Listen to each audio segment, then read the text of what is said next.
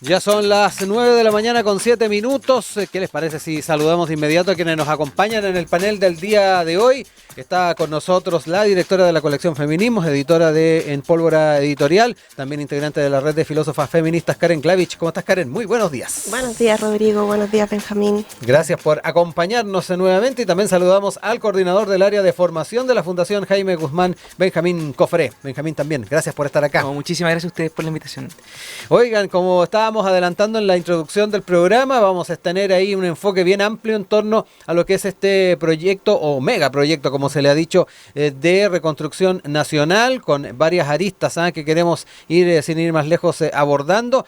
Sin duda va a ser muy importante ver la política, tomando en cuenta también las señales que se dieron por parte del presidente José Antonio Kast en el momento en que estuvo firmando el proyecto la mañana del día de ayer. De hecho, estábamos durante el panel y ya había hecho esta firma. Y bueno, queremos ir dando cuenta de cada uno de estos puntos. Esta firma se desarrolló en el Salón Montbaras del Palacio de la Moneda, y ahí el presidente señaló que si bien es un proyecto importante para el gobierno, es mucho más relevante para el futuro de nuestra nación. De aprobarse puede marcar un antes y un después en el desarrollo de nuestra patria. Palabras del mandatario, quien también dijo que muchos pensaban que el Estado por sí mismo podía generar riqueza, sin considerar que sin la complementación del mundo privado y de los emprendedores eso es prácticamente imposible.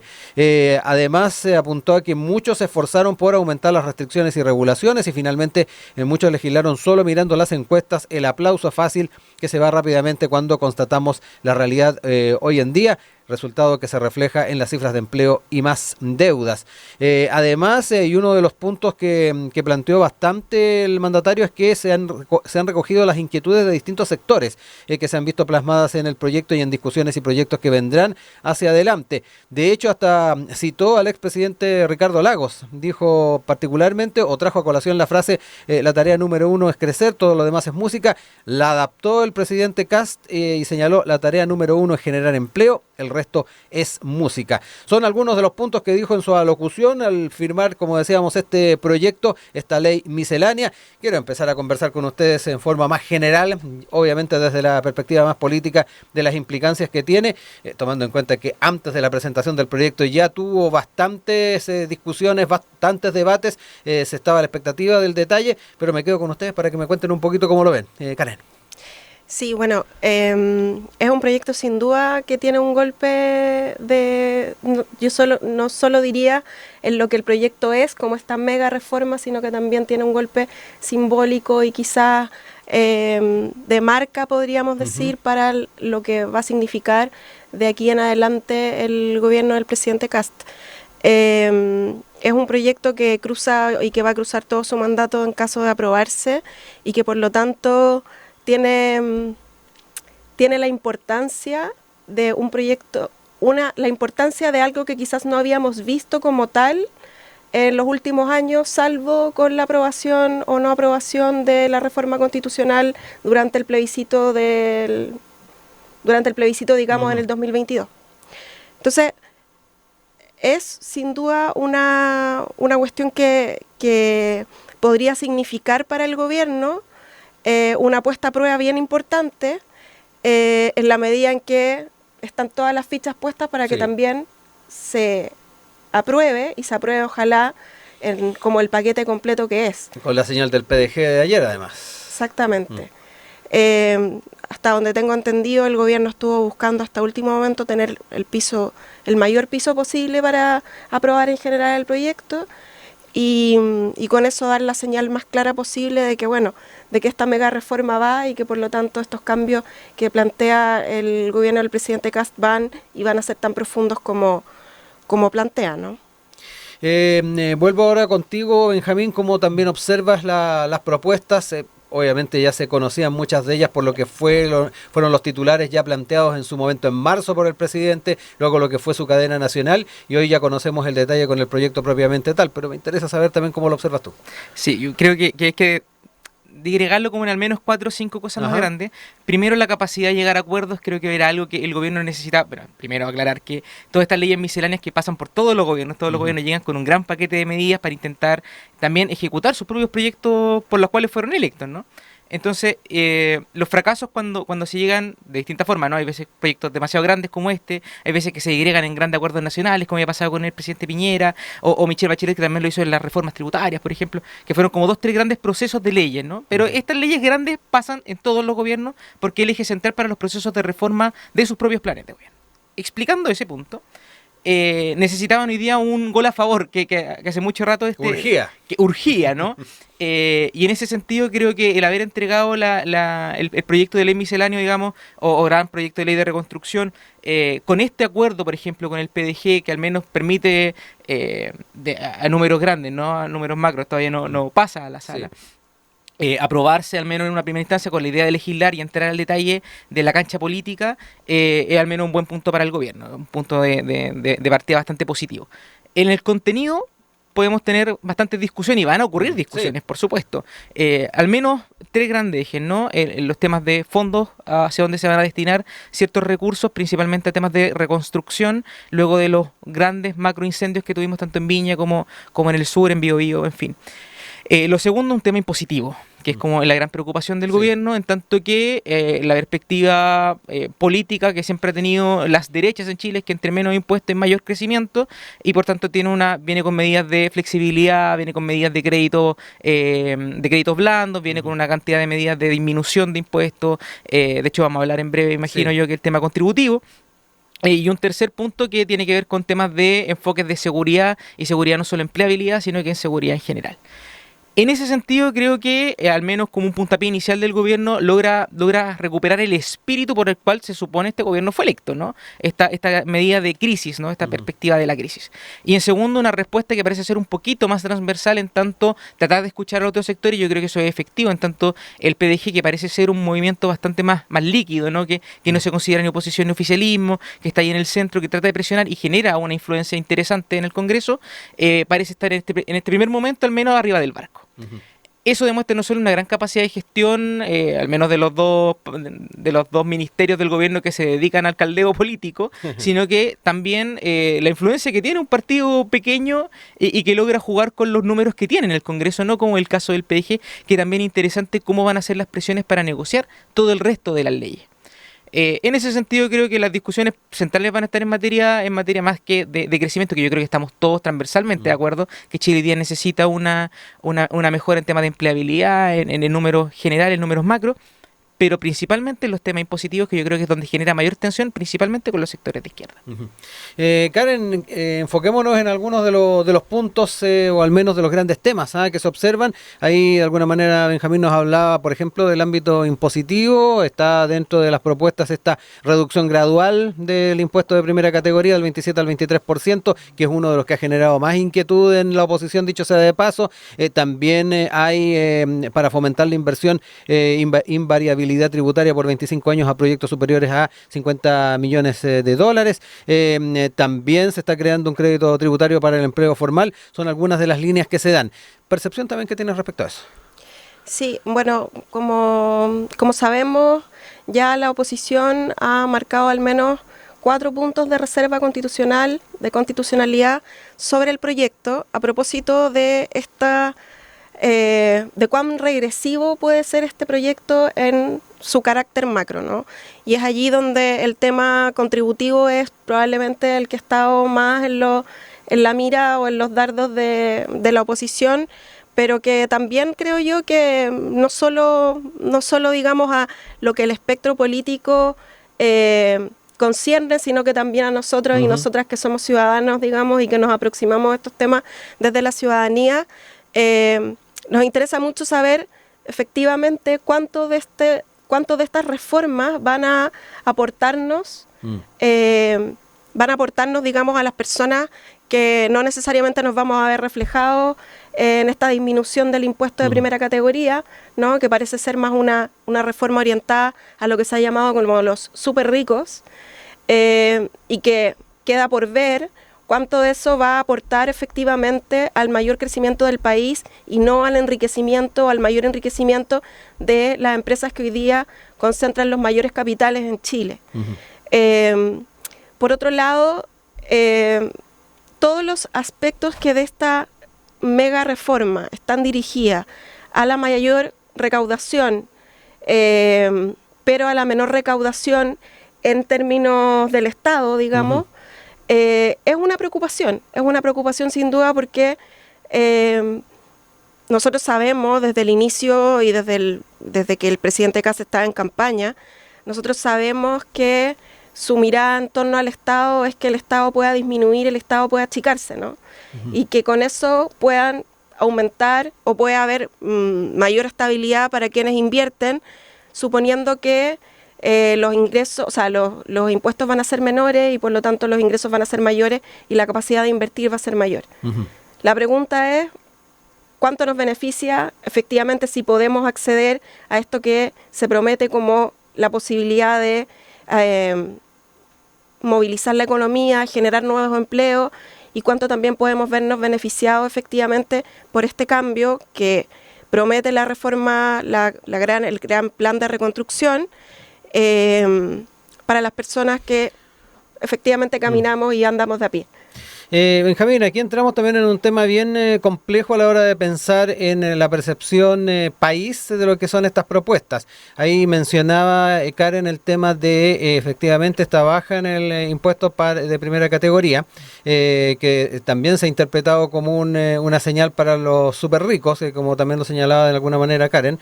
Y por otro lado está el tema de cómo se va a soportar estos primeros meses o estos primeros años, tomando en cuenta que hay muchas de estas medidas que generan menores ingresos para el erario fiscal. Obviamente al avanzar, y las proyecciones hablan de tercer, cuarto año, donde se van a empezar a ver los beneficios. ¿Cómo manejamos también o cómo se maneja desde el Ejecutivo esta situación, que no es menor? Claro, yo creo que principalmente, y yo creo que Karen tiene mucha razón en que esto primero tiene que ver un tema comunicacional, explicar cuáles son las fuentes que expresan, digamos, el espíritu que el gobierno tiene para tomar estas decisiones. Yo ahí tengo un desacuerdo principalmente por, digamos, lo que el presidente Kast ha mencionado, cuál es su trayectoria de vida, ¿no? La posición gremialista del presidente Kast me hace creer que no busca un Estado mínimo, sino que el Estado necesario, y hay ocasiones donde el Estado tiene que retirarse para generar mayor empleabilidad, que es la propuesta en general, busca en sus grandes números. De hecho, creo que el resumen de la propuesta es buscar mayor empleabilidad a través de flexibilizar ciertos espacios, sobre todo impositivos. En ese sentido, creo que hay que tomar dos consideraciones. Primero, efectivamente comunicar cómo esto va a tener esto que tú mencionabas, ¿cierto? Que explicar cómo esta disminución le afecta al ciudadano de pie, a nosotros, digamos, que estamos acá sentados y que no tenemos capacidad de tomar de decisiones concretas, digamos, porque no estamos en espacios de poder. En ese sentido, también considero que hay que evaluar también las grandes propuestas, se evalúan en su contexto macro. O sea, esto está involucrado con una serie de redes de leyes que si una no está tan bien afinada, hace que el resto también un poquito fracase. Yo tiendo a creer, y esto es una propuesta del análisis, ¿no? De esto salió ayer, pudimos leer al fin el detalle de la propuesta, no entendíamos tampoco cuáles iban a ser los cambios que se iban a hacer en esta escucha ciudadana que había mencionado el gobierno. Y creo que en general estamos viendo primero una baja de impuestos progresiva, hay algunos créditos que son flexibles, créditos blandos, porque lo que se está buscando generalmente, y esto es lo que dice el gobierno, no estamos haciendo un análisis desde afuera, ¿no? Lo que dice el gobierno es que lo que se está buscando es la empleabilidad a través de la formalidad, que eso es lo que mejora los números. Hay veces que existe una creencia dicotómica, ¿no? Que es mayor impuesto, mayor recaudación. Y hay ocasiones que el mayor crecimiento con menores impuestos genera también mayor recaudación. Y yo imagino que eso es lo que está apuntando el gobierno. Mayor recaudación a través de mayor empleabilidad, mayor ingreso. Nosotros, bueno, decía Benjamin Franklin, digo, esta frase atribuida, muy famosa, ¿no? Nosotros tenemos dos certezas en la vida, la muerte y los impuestos. Se pagan demasiados impuestos y en ese pago de impuestos es generar que los espacios de retribución, de ingresos de dinero, de pago de la empleabilidad formal, vayan recaudando más fondos que generar un gran impuesto grande, digamos, que vaya pegando de una vez. Entonces, tiendo a creer que al menos en lo macro apunta en ese espíritu, ¿no? Bajar impuestos, pero aumentar empleabilidad, lo que hace que también ingresen mayores lucas. Junto con este mensaje de austeridad que se ha manejado, ¿cierto? El recorte en los distintos ministerios, los recortes en los distintos programas que se han evaluado de forma negativa, cosa de estar generando de alguna forma mejor en los números verdes en comparación a los números rojos que supuestamente estaban cuando se ingresó. Karen, ¿hay apuntes también? Sí, a mí yo insisto en hacer un punto en torno a cuán regresivo, yo sé que lo vamos a ver en la segunda parte, pero cuán regresivo puede ser esta rebaja de impuestos, digamos, a los grandes empresarios el proyecto de reconstrucción, lo que trae, digamos, como su gran fuerte, que no es un fuerte redistributivo, sino que más bien es un fuerte de rebaja de impuestos para los grandes empresarios y no tanto, por ejemplo, para las pymes.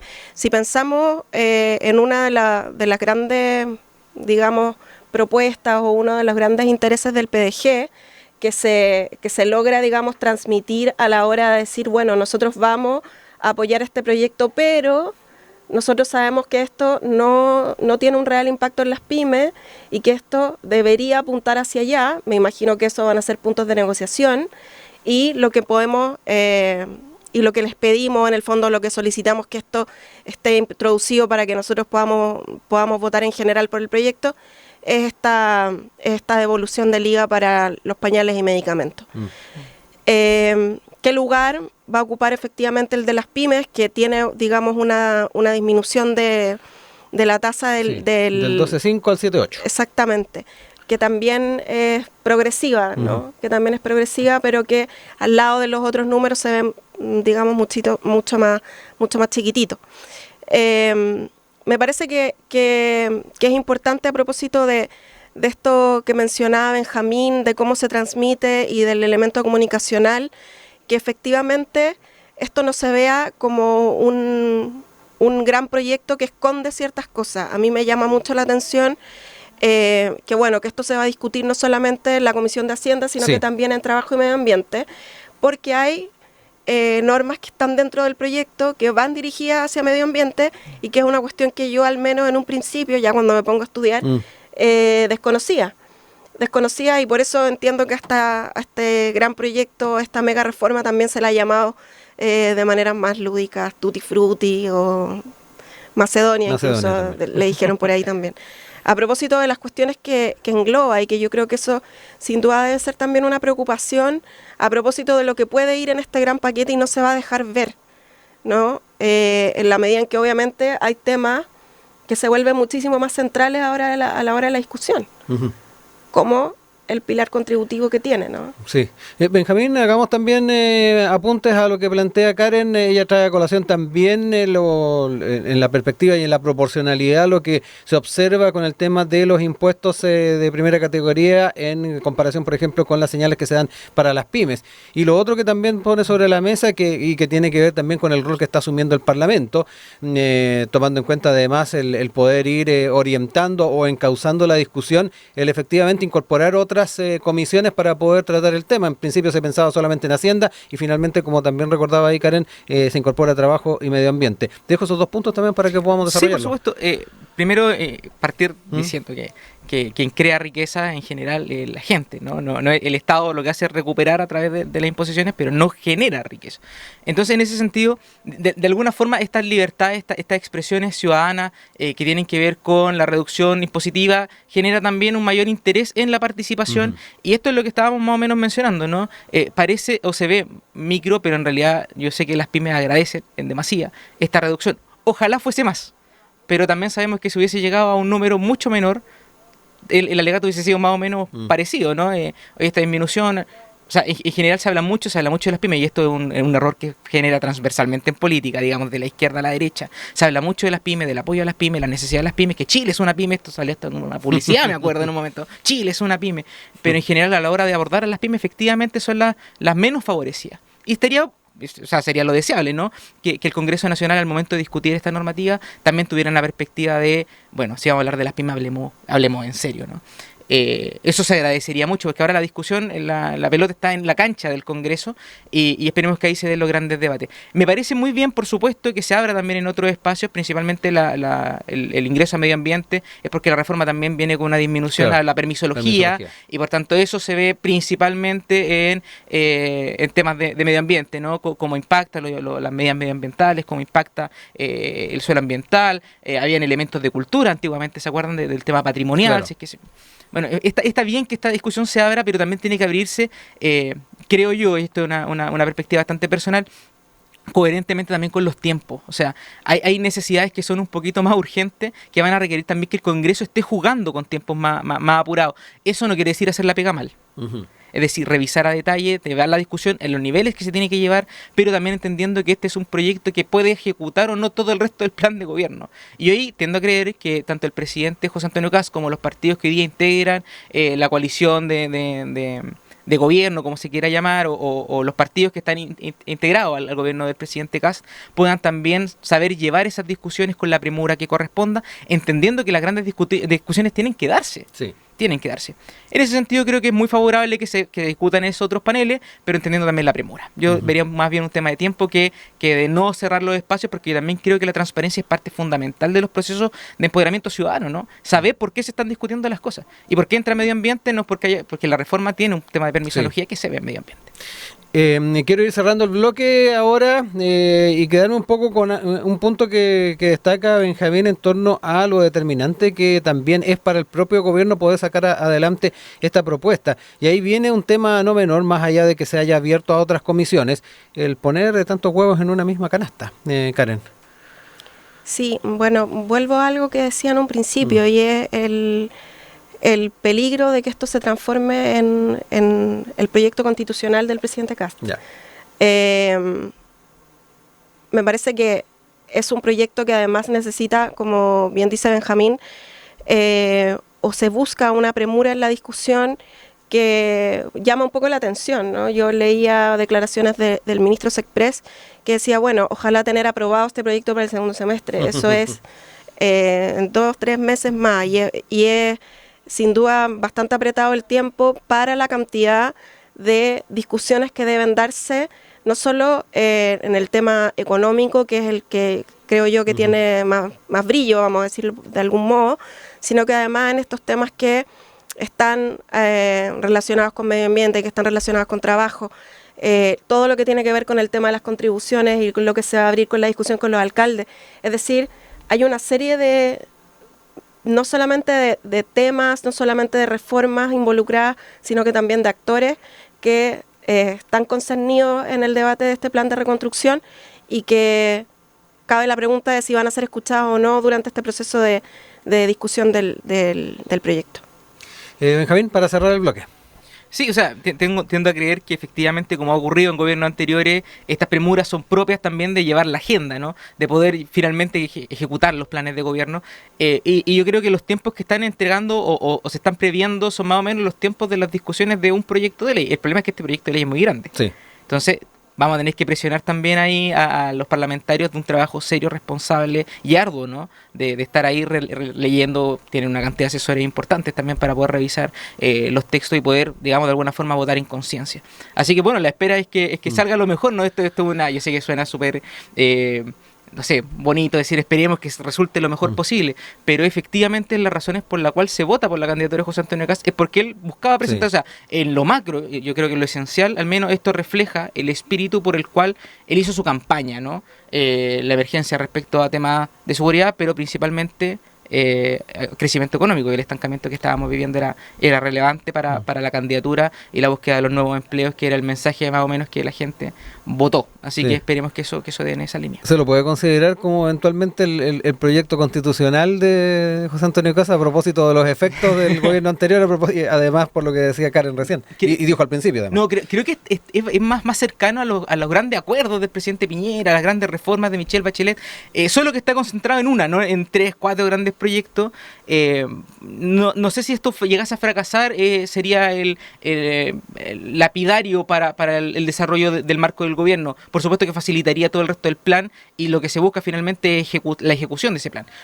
Yo lo veo más bien como uno de los grandes acuerdos de antaño, ¿no? De los que nos tenían acostumbrados los antiguos gobiernos, más que un proyecto constitucional donde, si eso no se aprobaba, finalmente quedamos con 3 años de una especie de sede de vacancia, ¿no? De esta laguna legislativa. Yo creo que va a haber premura en tratar de sacar elementos parecidos, similares, volver a las discusiones para saber por qué fracasaron, volverse a llevar al Parlamento, y esto está lejos de ser una gran reforma constitucional, creo yo. 9 de la mañana con 35 minutos, estamos de vuelta acá en Enlace USACH con nuestro panel del día de hoy, junto a Benjamín Cofré, coordinador del área de formación de la Fundación Jaime Guzmán, y con Karen Glavich, directora de la colección Feminismos, editora en Pólvora Editorial y también integrante de la red de filósofas feministas. Y como lo decíamos, queremos enfocarnos también con la mirada municipal en torno a lo que es esta mega reforma, este proyecto de reconstrucción nacional y las señales que se han dado por parte de algunos de ellos. De hecho, la tercera trajo el día de ayer varios de estos puntos de vista y se da cuenta de alerta por eliminación de contribuciones en este plan de reconstrucción. Con el municipalismo no se juega, son algunas de las señales. Y bueno, a propósito de lo que es esta concreción de ingresos del proyecto, alcaldes y alcaldesas de diversos sectores políticos refuerzan sus reparos por el dinero que dejarán de percibir ante la exención del 100% del impuesto territorial de personas mayores de 65 años. Y en el sur también de alguna manera se celebra que se ponga foco en las comunas afectadas por los incendios de enero. Eso en contrapartida, además en torno a las señales. De los artículos de este proyecto, según lo que cuenta también la tercera, 5 y 3 permanentes y 2 transitorios tienen directa relación con los municipios. Los referentes, como decíamos, a zonas afectadas por los incendios de enero, la eliminación de contribuciones y la consiguiente afectación del Fondo Común Municipal, y otro de regularización de deudas municipales. En ese sentido, quiero citar también algunas de las señales que se están dando por parte de algunos alcaldes. Por ejemplo, el presidente de la Asociación Chilena de Municipalidades, Gustavo Alessandri, dijo que con el municipalismo no se juega, y agregó que se considera inaceptable que una medida que impacta directamente al financiamiento de los municipios contemple una restitución incompleta del Fondo Común Municipal, mecanismo esencial de redistribución solidaria entre las comunas del país. Si el costo estimado de esta decisión es de 200 millones de dólares al año, la reposición del Fondo Común no puede ser de 130 millones, la restitución tiene que ser del 100%. Mario Desbordes, alcalde de Santiago, quien renunció hace poquito también a RN, dijo estar absolutamente de acuerdo con la iniciativa. Es justo y es correcto lo que se está haciendo, y en ese contexto, eso sí, asevera que pese a que el proyecto no lo contempla, está tranquilo respecto de que sí se va a compensar a los municipios, porque si no se nos compensa se produce un daño enorme en términos presupuestarios. Tomás Bodanovich, de Maipú, alcalde del Frente Amplio, nos parece que esta medida es una barbaridad y la más regresiva que ha impulsado el gobierno desde el retorno a la democracia, porque pone en riesgo la prestación de servicios básicos en más del 80% de las comunas de Chile. Estamos disponibles para discutir mejoras, ampliar beneficios para personas mayores, pero eximir del pago de contribuciones a personas que tienen 4 o 5 propiedades en desmedro de las comunas más pobres es un profundo sinsentido que daña la cohesión del país. Y cierro con lo que dice el alcalde de Estación Central, Felipe Muñoz. En Estación Central esta medida nos vuelve a golpear, quien suma que de más de 120 edificios construidos en los últimos años, cerca del 70% de los departamentos se utiliza como inversión, con inversionistas con más de 20 departamentos que en su mayoría no pagan contribuciones, por lo que una nueva exención sin compensación total del Fondo Común significa menos recursos para seguridad, limpieza, servicios básicos, equipamiento en general. Variopintas miradas desde el mundo municipal que quiero también poner sobre la mesa para que entremos en esta temática. Benjamín, parto contigo ahora. Sí, voy a pecar de historiador en esta pasada. A veces hay que hacer cuentas de por qué se cobran ciertos impuestos. O sea, nosotros sabemos la historia del impuesto a las bencinas, ¿cierto? Uh-huh. Pero las contribuciones son impuestos que se generaron principalmente cuando no se tenía tanto control de los ingresos de las personas, cuando no había un impuesto a la renta tan efectivo. Por tanto, la forma más fácil de poder cobrar un impuesto, cuando no tenías capacidad de saber cuánto eran las rentas en general, esto en tiempos pretéritos, por supuesto, era a través de las casas, a través del impuesto a las contribuciones. Hoy día, que pagamos impuestos por absolutamente todo, ¿cierto? Porque pagamos impuestos a la renta cada vez que uno compra, paga impuestos cuando uno hereda, paga impuestos cuando uno vende, compra, paga impuestos. Hoy día que están todos esos impuestos, parece ser que el principio por el cual se creó el impuesto de las contribuciones parece un poco innecesario. Eso históricamente habla. Sí. Del espíritu de la justicia contributiva, digamos, siento que también es regresivo. Pensémoslo también de una forma ya quizá casuística, pero que no es una historia menor, ¿no? una familia que hace un tiempo atrás, conviviendo, juntando los sueldos, lograron tener una estabilidad económica, sobre todo en momentos pujantes, compraron una casa, que además nosotros sabemos que la plusvalía es un tema que es ajeno a la persona, ¿no? Generan un metro cerca tuyo y plusvalía. Sí, bueno. Entonces, que en un momento, por plusvalía, la casa empieza a pagar contribuciones. ¿Qué pasa con la contribución? Que esto en general se desconoce. Cuando tú no pagas contribución en una X cantidad de tiempo, tú pierdes el derecho de propiedad de la casa, por la mera tenencia de la casa. Entonces, me parece que además esto de estar pagando un impuesto que es casi como un arriendo permanente, ¿no? De una casa que tú te esmeraste en comprar, que tú tuviste el esfuerzo, en algún momento, y además nosotros sabemos las dificultades que tienen nuestros adultos mayores, principalmente en temas de empleabilidad, nosotros sabemos los problemas que tienen en temas de pensiones, ¿cierto? Y que hoy día con eso tenían que además pagar las contribuciones. A mí me parece que esto no es una exención a todo el mundo, no es urbi et orbi, es para los mayores de 65 años, y creo que en esa perspectiva también hay que ponerlo, hay que ponerlo en esa balanza. Desde mi perspectiva creo que esto es una buena medida que se justifica no solo histórica, sino que también desde el espíritu del derecho contributivo, y que finalmente también puede dar ventana a algunas otras discusiones, ¿no? Que si yo tengo la posibilidad de ayudar, puedo ayudar, pero de manera voluntaria, que es la esencia de la solidaridad en general, y no de forma impositiva, ¿no? Al menos desde mi perspectiva y desde el análisis que hemos hecho del trabajo de análisis, ¿no? de esta propuesta particular de la ley miscelánea, es que puede ser súper productivo para la gente que de verdad lo está necesitando, que son los mayores de 65 años, para la primera vivienda, entonces sumamente limitado. Además, entendiendo, claro, lo que estaba mencionando recién, que el espíritu de la ley hoy día ya no se justifica. Karen, voy contigo para que entremos también en el tema de este impuesto territorial, de estas contribuciones y los apuntes, además, e inquietudes que ha generado. Uno de ellos es la merma en el Fondo Común Municipal, pero también está detrás de quienes definitivamente van a ser beneficiados, y desde la perspectiva de la oposición hay quienes no debiesen estar dentro de esta línea. Sí, bueno, yo agregaría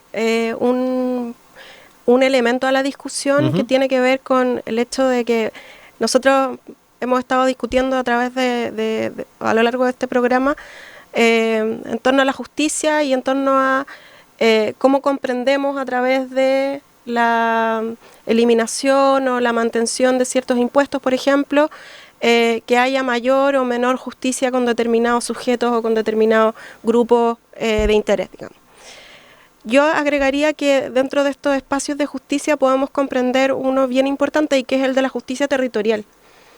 Si bien las contribuciones son temas de discusión, diría yo, en términos de impuestos, no solamente en Chile, sino que debe ser uno de los grandes temas a nivel, no sé, a nivel mundial, en torno a cómo aportan las contribuciones de manera efectiva en las ciudades, y cuánto merman o no merman, digamos, a quienes les toca pagarlo.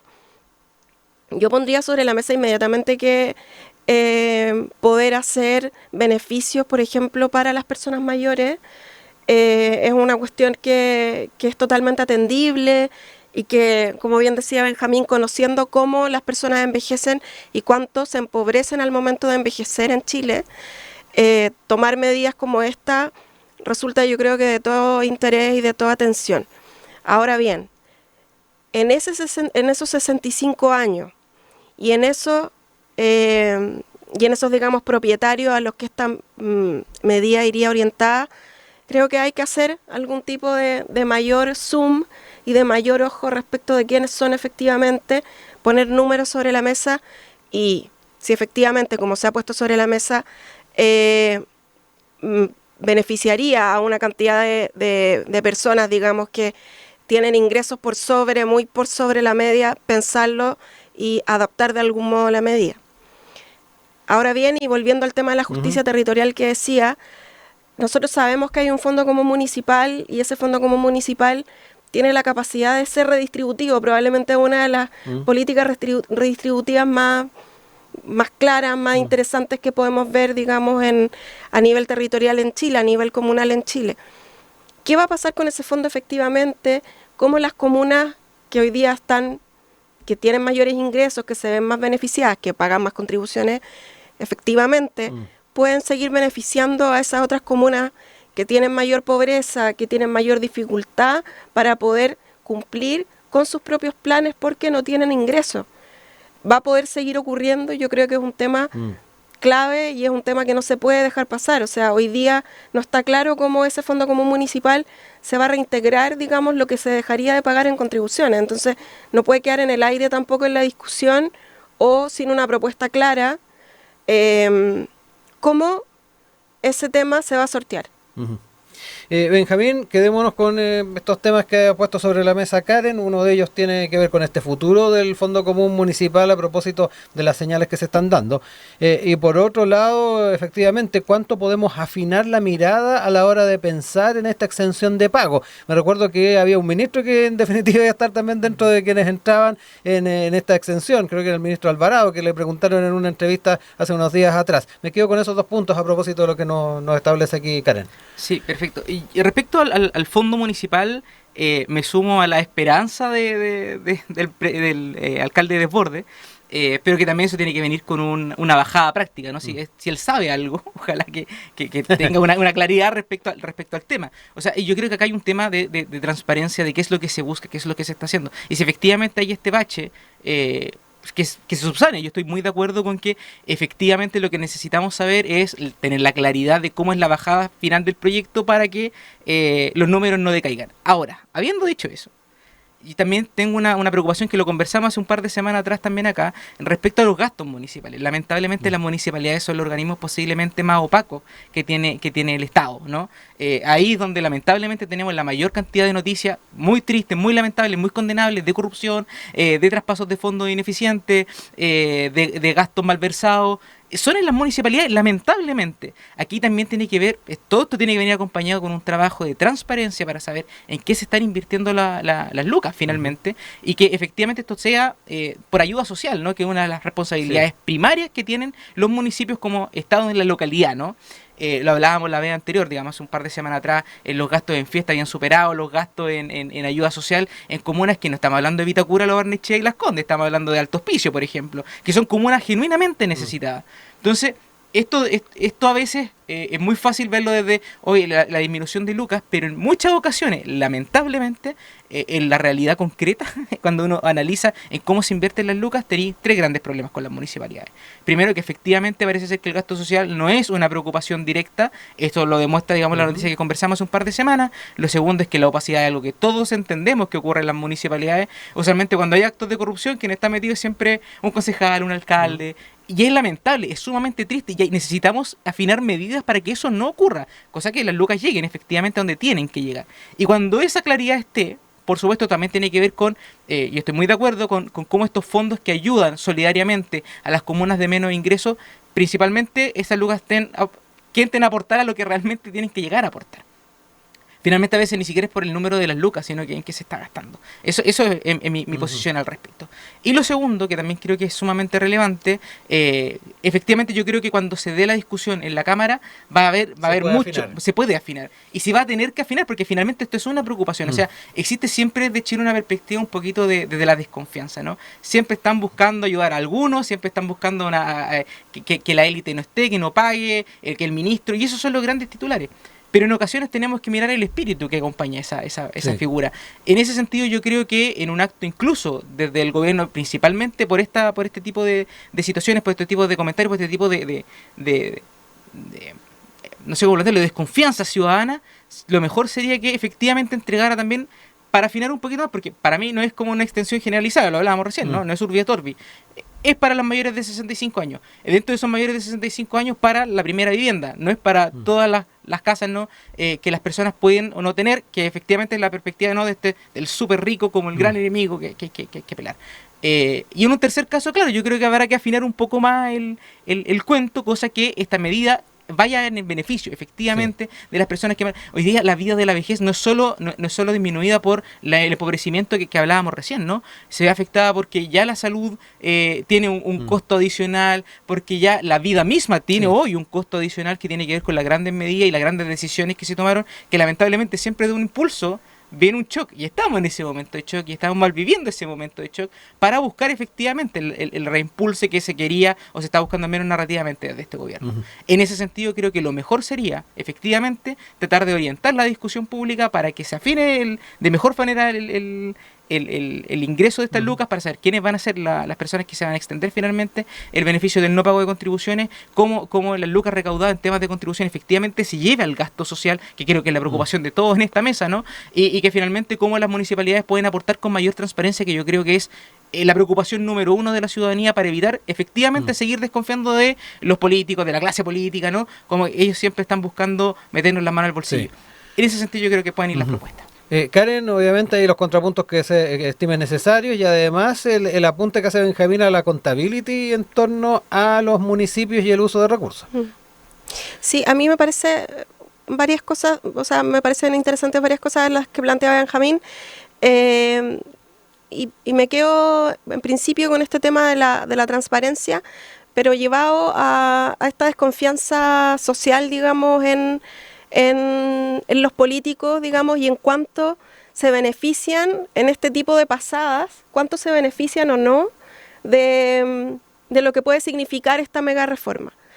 Dentro de las impugnaciones o dentro de los puntos que hacía la oposición, a propósito de cómo este proyecto se estaba presentando, estaba esta cuestión de cuánto los ministros o cuánto los grandes cargos, digamos, de este gobierno se iban a ver beneficiados con posibles medidas que la mega reforma tiene. Ese es un tema fundamental, independiente de si es que uno está pensando o no en que las reformas tienen que ser, ojalá, lo más universales posible y llegar hasta todas las personas, digamos, que pueden verse beneficiadas. Hoy día es súper difícil, creo yo, lo digo de manera muy intuitiva, pero es algo que vemos a rato en los medios, que podemos observar también en las conversaciones que tenemos con nuestras propias familias, etcétera, que el nivel de desconfianza que hay hacia los políticos es muy grande, yo eso lo comparto. Pero ¿cómo hacemos para no seguir generando esa desconfianza, sino con medidas que efectivamente puedan ir en pos de, por cierto, la transparencia, pero también de disminuir ciertos privilegios que efectivamente pueda tener una persona que hoy día está en un alto cargo de gobierno? Eso por una parte. Yo diría que ayer estaba viendo una investigación que hizo la Fundación Nodo 21, que hace el ejercicio de revisar a través de las propias declaraciones de patrimonio que hacen los ministros del gobierno, que calculan, digamos, el beneficio que tendrían si es que la mega reforma se aprobara. Y yo creo que ese tipo de cuestiones no son menores y hay que apuntarlas bien y hay que decir, bueno, efectivamente, los ministros que hoy día están en este gobierno, tienen cierto patrimonio que es importante, digamos, ahí estaba calculado el número, no lo recuerdo bien, pero ahí estaba calculado el número, es importante y por lo tanto se merecen medidas en este respecto, ¿no? Ver cómo esas personas no se van a ver doblemente beneficiadas cuando sabemos que ya para muchas personas, para muchos, digamos, de los ciudadanos de a pie, volviendo a varios de nosotros, ven, digamos, muy lejos de esa cantidad de patrimonio, muy lejos la posibilidad además de tener algún tipo de beneficio. Y lo otro, y también para ir cerrando, el tema de los casos de corrupción que se ven en las municipalidades, yo estoy de acuerdo que hay que perseguirlos y que hay que también estudiar las causas, ¿no? Los municipios también son la primera cara a la violencia, al crimen organizado, a la corrupción que también se da en los barrios. Entonces muchas veces se ven empantanados en una serie de acciones y de actos a los que, por cierto, ojalá que así no ocurriera, pero lamentablemente terminan convirtiéndose en delitos. Ojalá toda la transparencia posible, pero sin perder este fondo común que pareciera ser una de las cuestiones centrales hoy día para los municipios. Benjamín, entremos ya también en ir cerrando algunas ideas respecto al tema que hemos tratado. Te dejo ahí tiempo también para aquello. No, sí, principalmente quiero como quizá aportar o profundizar desde una perspectiva. Yo creo que al menos desde la perspectiva, insisto, del espíritu gremialista que inunda este gobierno, creo que la focalización es clave. Yo estoy muy de acuerdo que en ocasiones hay que saber focalizar para que los beneficios lleguen a las personas correctas y no necesariamente a la globalidad. De hecho, eso fue las grandes disputas que, al menos yo también en este programa algún tiempo atrás tuve respecto de la gratuidad universal en su tiempo cuando estaba discutiendo, ¿no? Que hay veces que los beneficios tienen que ir focalizados. En esta ocasión, claro, cuando afecta efectivamente a las grandes familias, a los políticos, hay un problema. Y eso es lo que nosotros estábamos diciendo en su momento, ¿no? La gratuidad, ojalá focalizarla a la gente que más lo requiera, en vez de esta gratuidad universal. Solo por dar un ejemplo de discusiones donde nosotros dijimos la focalización es importante y es clave. Y yo creo que en esta pasada estamos todos de acuerdo, creo, que la focalización va a ser clave también. Que van a haber personas que quizá por su posición no van a requerir que este beneficio le afecte directamente. Aunque yo creo que más allá de esa perspectiva, yo creo que la focalización es clave, por supuesto. Quizá entender el principio de justicia que hay detrás de eso nos permita también entender que esa baja de contribuciones hoy día no tiene, o sea, hoy día las contribuciones per se no tienen un fundamento ni jurídico ni filosófico, sino que tienen que ver con una carga más bien efectiva, ¿no? Es por lo que se ha hecho, donde se rescatan los fondos y desde ahí se distribuye, ¿no? Tiene más bien una razón más de ejecución que de principio. Y en ese sentido creo que si nos vamos a ir en esa perspectiva, o sea, si nos vamos a descartar que esto efectivamente hoy día no parece justo, sino que más bien es efectivo, bueno, focalicemos para que efectivamente llegue a las personas que más lo necesitan, esas parejas de ancianos o de personas de tercera edad, ¿no? Y a los 65 años hoy día la gente está viviendo una segunda juventud, que puedan disfrutar, que no tengan que estar pensando que si no pago las contribuciones con todo lo que ya habíamos discutido ya en la mesa, ¿no? Respecto a que se encarece la vida, respecto a que se empobrece también la vida de las personas mayores, que el no pago de contribuciones no vaya a ser también una pérdida también del patrimonio, ¿no? Y me esforcé toda la vida para tener la casa donde la tengo, de yo no tener cuidado de cómo se genera el momento de plusvalía. Yo no pedí que se instalara un metro a unas cuadras de mi casa y que finalmente por eso yo tenga que pagar un plato roto que no me corresponde. En ese sentido yo creo que estoy de acuerdo en que la focalización va a ser clave en todos los procesos de discusión, no solo con sino que con toda la ley miscelánea respecto a lo que se va a dar en el Congreso. Karen, para cerrar el panel de hoy. Sí, bueno, lamentablemente cuando los parámetros de discusión son acotados o son, digamos, ya está dado el proyecto sobre el que estamos discutiendo, desde la izquierda terminamos defendiendo la focalización, por ejemplo, y no las medidas universales, pero lamentablemente, lamentablemente para el caso, digamos que es la mejor manera de poder efectivamente, creo, llegar con el beneficio de la exhibición de pago a las personas correctas y a quienes en el fondo más lo necesitan hoy día. Yo creo que eso es fundamental. Yo me quedo de nuevo con pensar en que tenemos que pensar en justicia, pero también tenemos que pensar en la justicia llevada a terrenos súper concretos como la del territorio y que para eso hoy las contribuciones que pagan las personas que tienen hoy día más recursos, las que tienen más ingresos porque están en las comunas con más, digamos, recursos de este país, son necesarias y que por lo tanto ese pequeño pilarcito redistributivo que existe ahí es todavía necesario y es todavía importante.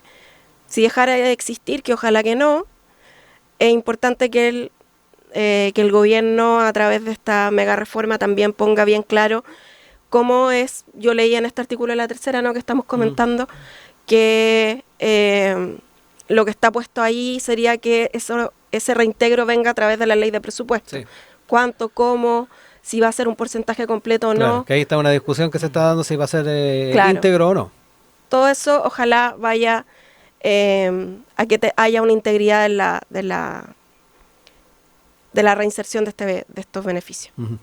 Quiero agradecerles a Benjamín Cofré, a Karen Glavich, que nos acompañaron en el panel del día de hoy. Muchas gracias, un gran abrazo, nos reencontramos pronto. Muchas gracias, Rodrigo, muchas gracias, Benjamín.